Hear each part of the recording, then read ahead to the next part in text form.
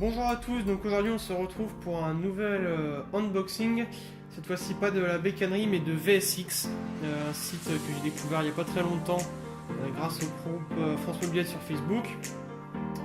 Il s'avère qu'ils ont un peu plus de pièces pour la mob que la bécannerie, c'est normal, en même temps ils sont spécialisés dedans. Donc la première commande qui arrivait très rapidement, en 3 jours elle était là. Il faut dire que cette commande j'ai un peu craqué, mais ça devrait vraiment changer la donne sur la petite serpentelle. On peut commencer par voir toujours la poignée avec les mêmes systèmes que la bécannerie de poche d'air.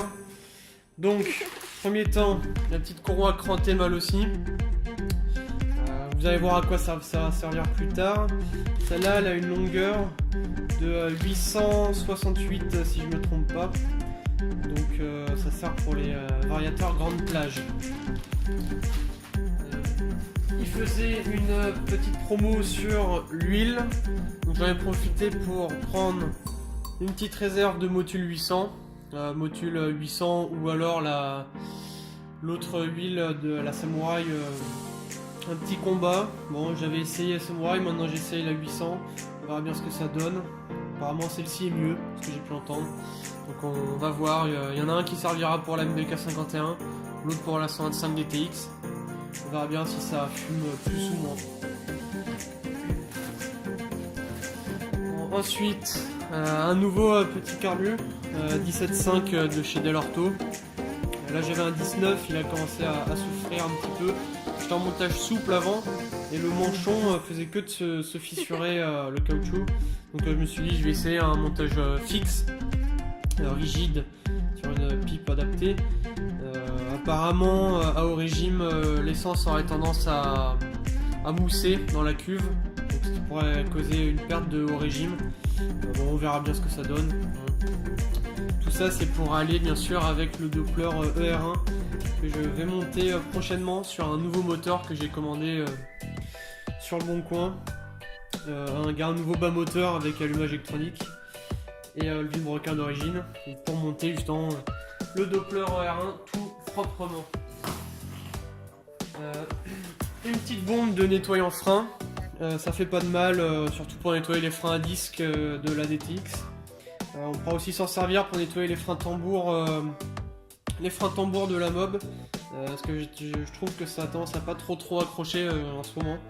Donc bon, ça fera pas trop de mal je pense, et on peut s'en servir le nettoyant frein pour nettoyer plein de choses, comme les pièces moteurs où il y a plein de gras dessus.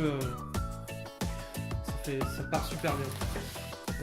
Sachant que sur VSX, à partir d'un certain montant de commandes, ils vous offrent quelques cadeaux. Voilà, j'en ai eu pour plus de 380 il me semble. Donc à partir de là, on commence à avoir des choses. Je découvre avec un peu de goût.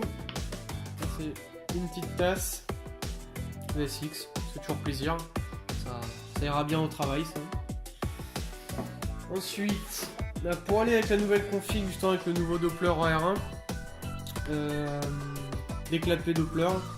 Je me suis dit que là, j'avais acheté des clapets Doppler en carbone, ils avaient cassé au niveau de la lamelle. Donc, puis j'ai vu sur internet que c'était conseillé, les Doppler fibres étaient vraiment top à haut régime. Donc je me suis dit pourquoi pas essayer, tant qu'à faire. Pour aller avec ce nouveau carbu et ces nouveaux clapets, une nouvelle pipe. Bon, ça reste une marque pas de très haute qualité, mais j'en ai déjà une comme ça et bon, elle fait le taf, on va dire. Une cage à aiguille Doppler pour aller avec le kit Doppler R1. Je me suis dit que ça serait bien d'en prendre une nouvelle renforcée. Apparemment il prend pas mal de tours et il a tendance à serrer apparemment le Doppler R1, c'est ce que beaucoup disent en ce moment. Bon, j'ai vu le prix du kit, j'aimerais bien éviter. Donc bon, je me suis dit petite nouvelle cage à aiguille renforcée, ça peut pas faire de mal. Ça, encore un petit cadeau de VSX, petit porte-clés Motobécane. Ça fait toujours plaisir, c'est toujours joli pour ses clés. Un carton dans un carton, bien sûr, qui nous vient directement de chez Malossi. Donc celui-là on va l'ouvrir après. Et vous allez voir, ça c'est sur quoi j'ai craqué. Une petite durite d'essence. Là je dois avoir 2 mètres.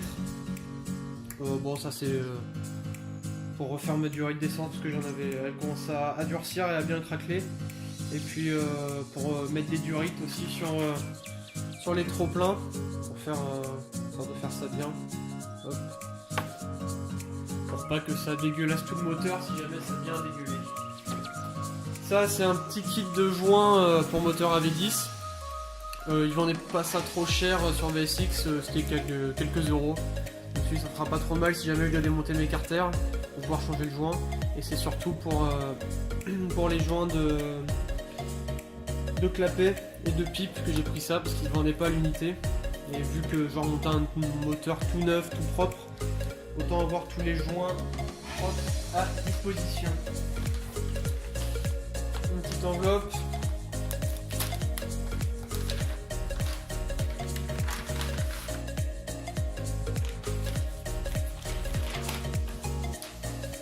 Ça, encore des petits stickers de chez VSX. Un petit sticker bleu blanc rouge en relief et un autre vélo Solex. Bon, on va voir si je le mets ou pas.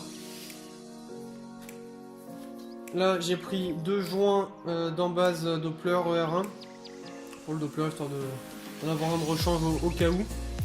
Et la petite facture qui fait toujours plaisir. Hop, dernière enveloppe. Donc on peut voir dans l'ensemble, c'est très bien protégé. Donc, je suis très content du service. Alors, ça, ce sont des cages à aiguilles pour la poulie. Parce que j'avais une nouvelle poulie et comment dire, la cage à aiguille commençait à ronger un peu l'axe de pédalier parce que je pense qu'elle s'était beaucoup trop usée. Parce qu'au début j'avais pas aligné la poulie avec le Vario. Ça fait que ça penchait d'un côté et ça m'a bouffé le truc. Donc c'est pour ça que dans l'unboxing l'ancien j'avais commandé plusieurs axes de pédalier. Donc avec ces nouvelles cages à aiguilles, il n'y aura pu avoir aucun problème. Ensuite on continue avec tout ce qu'il y a là-dedans. Alors, une nouvelle bougie, NGK bien sûr, hein, c'est la référence. Bon là j'ai pris une 10, parce qu'on m'a dit que le Doppler chauffait beaucoup. À voir si c'est trop chaud ou pas. Sachant que je suis dans le sud de la France, l'été on a vraiment très chaud ici. On peut voir jusqu'à 40 degrés, donc je pense que ça fera pas de mal au moteur. On va éviter de faire fondre une bougie, ça serait dommage. C'est vide. Alors, des vis de cuve pour le carbu, ça va sûrement travailler pour le 19 ou de rechange parce qu'en fait j'ai foiré une main pas de vis. Donc bon, ils les vendaient à l'unité. C'est toujours sympa d'avoir des pièces de rechange. Vaut mieux en avoir de rechange plutôt qu'être pris à court. Donc là après j'ai quelques gicleurs et ça c'est des clips pour aller sur le piston pour fixer à la bielle parce que je crois que j'avais pété les miens. On va toujours bien avoir dans le rechange aussi.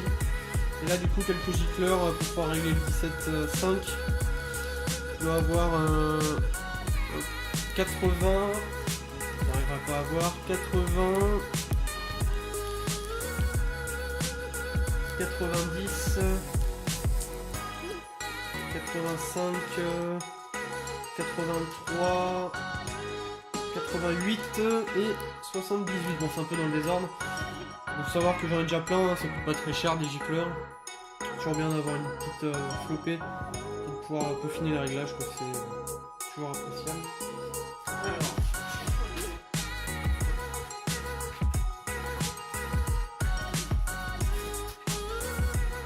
Pour laisser place à ce carton. Alors aussi un trigang utile, pas vous le cacher tout de suite, c'est un Malossi Vario top, il me semble que ça. C'est le variateur Malossi pour MBK 51, qui prend aussi pour 103. Team MHR, donc normalement c'est un régleur des courses, mais il faut savoir qu'il n'est pas autorisé sur route, mais bon, hein. Si avec ça, on roulera plus sur la route du tout. Alors, vient en pièces détachées. Hop, c'est autocollant. On vient en pièces détachées.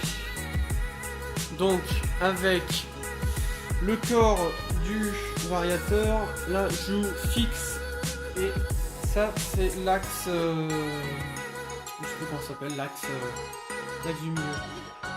Bon, faut savoir que le variateur il vient pas avec une notice, donc c'est un peu emmerdant pour ceux qui ne savent pas le monter, comme moi, parce que c'est mon premier variateur et je vais devoir trouver sur internet comment le monter, et de ce que j'ai mes recherches actuelles, j'ai pas trouvé grand chose. Donc on se retrouve dans une prochaine vidéo pour le déballage et le montage explicatif en gros du Vario Top Mal aussi.